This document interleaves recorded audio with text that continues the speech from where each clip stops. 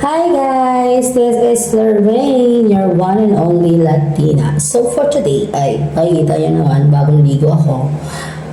I just wanna share lang naman this product that I discovered recently that helps my underarm. So yun, backstory muna tayo. So dati, ang ginagamit ko talaga sa underarm ko is whether spray or cream. Hindi yung roll-on. So yan. So since yun nga ang ginagamit ko, and yung kilikili ko is maganda siya. Wala siyang chicken skin. Basta walang, walang sunog or what, anything else, hindi maitim, wala. So, not until nung naranasan ko to and dumating yung product na to na nakapagpasira sa underarm ko. So, the first, siguro alam niyo naman yung product na to. Isa siyang nakabilog, hindi ko na siya mabanggitin. Bilog siya, hindi ko lang ipabanggitin yung pangalan. Bilog siya, avocado cream, siguro alam niyo na to. And made in Japan. So yun, naisip ko, una, made in Japan naman siya. So I think it's authentic, it's original. And also kasi, galing siya sa nanay ko. Galing sa Japan, pinadala ng nanay ko dito. And ginagamit din siya ng nanay ko.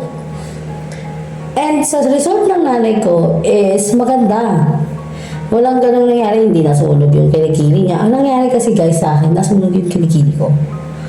Nasunog siya, like parang, what do you call this, yung mga kati-kati niya sa katawan, stretch marks, like that. Naging ganon, and hindi lang ganon kasi talaga ang lalaki ng parang nasunog. Ito siya guys, papakita ko siya sa inyo. Nung una talaga, pinag-iisipan ko pa siya, o ipipicture on ko pa siya sa inyo, o isi-share ko ba siya sa inyo. But then, I realized na lahat ng tayo may flaws sa katawan. And ito kasi sa akin, hindi naman inborn. So, yun, talagang lakas loob ko lang itong gagawin kasi nga, I just wanna share this new product na baka maka-help sa inyo. And yun, beware lang talaga. Also awareness, beware lang talaga na sa mga gagamitin yung product is nyo muna, test nyo muna, research muna kung maganda ba to sa katawan and ano yung mga content niya. So ito yung papakita ko sa yung kilikili ko. Ito yung kilikili ko ngayon. Ngayon yan.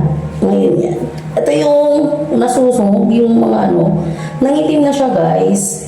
Kasi, pinacheck ko na to sa doctor. Ito yung mismong kilikili ko. Pero yung mga side niya, yung balat sa side, nangitim. Kasi, heal na yung sugat. Yung mismong stretch mark. Sabi sa akin kasi ng pina-check up ko na kasi ito sa derma. Ito hanggang dito siya guys. So, ang baba. Di ba nakikita niyo parang stretch marks. Ayan, ganyan. Ganyan siya. So, yan. Pina-check up ko siya sa derma and sabi nga nila, mataas daw yung mercury content nung last na nagamit kong product. Kaya nasunog yung kilikili ko. And pulang-pula pa siya nung una taas guys. Nung time na pina-check up ko siya. Pulang-pula siya. So, sabi sa akin, let it heal daw. Ang nangyari, hinayaan ko siya mag-heal. Nilalagay ko siya ng petroleum jelly kasi nga, syempre, naisip ko, nasunog eh. So, parang I think, pwede yung petroleum jelly to help lang na mag-heal. So, yun. Hinayaan ko, nilagyan ko, and yun yung naging itsura, nangitim siya. Pero yung underarm ko mismo is hindi naman siya ganun kaitim na kasi okay na siya. Mamuti na siya. So yun, i-share ko na ngayon yung bago kong na-discover. Ito yung Evidence UA Fix. for her and for him, guys. Meron siyang pang babae, meron din siyang pang lalaki. It says here, 48-hour odor control, extreme protection with advanced care, antiperspirant, and extreme whitening.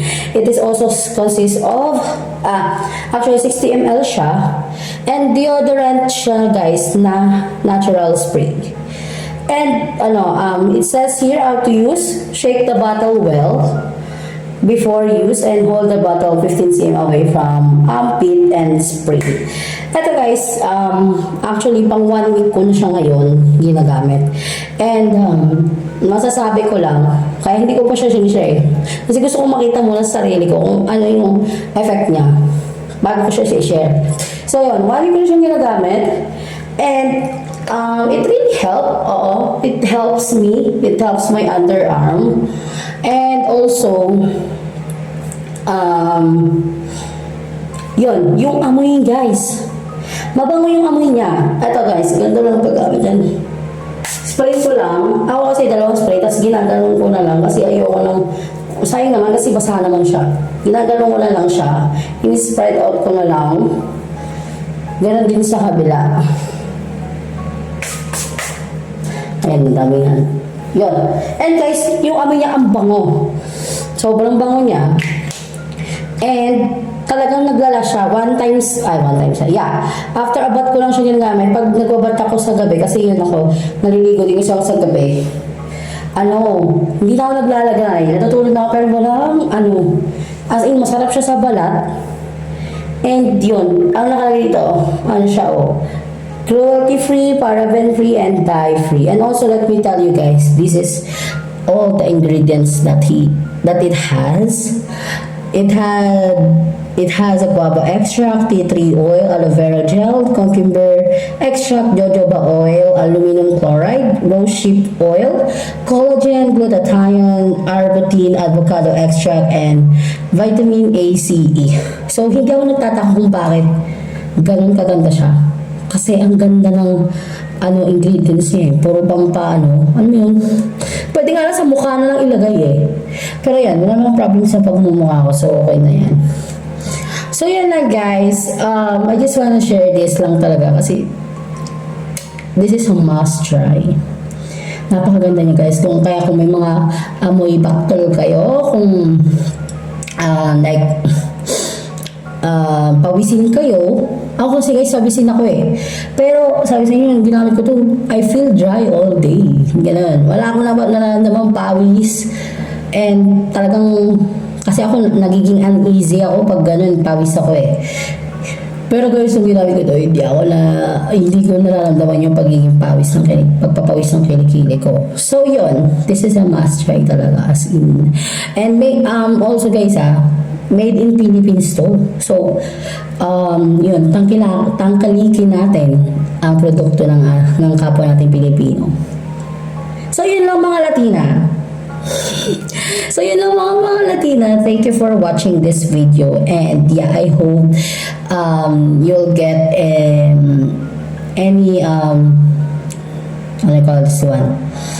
Yan, yung tulad ng shinare ko kanina, we'll get some helpful tips before using some products. And beware talaga in everything bago kayo maglagay sa body nyo. And yeah, this product is also the one that I love na kasi talagang it helps me talaga. It's legit guys, legit. So yun lang mga Latina. Thank you for watching this video. Bye bye.